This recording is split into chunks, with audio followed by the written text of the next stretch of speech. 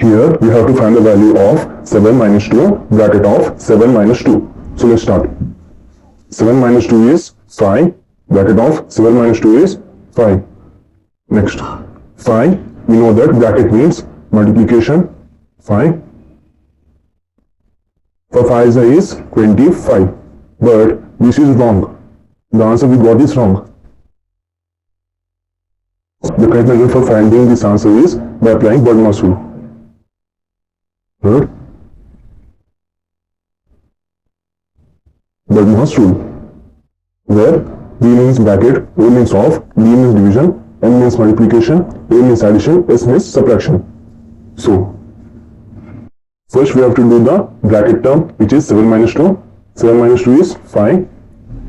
Next, 7 minus 2, bracket means multiplication.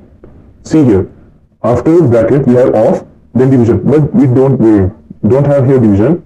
So after division we have multiplication. 7 minus 2 5 is 10. After multiplication we have addition, but we don't have here addition. So lastly we have subtraction. 7 minus 10, which is minus 3. So the correct answer for 7 minus 2, bracket of 7 minus 2 is minus 3.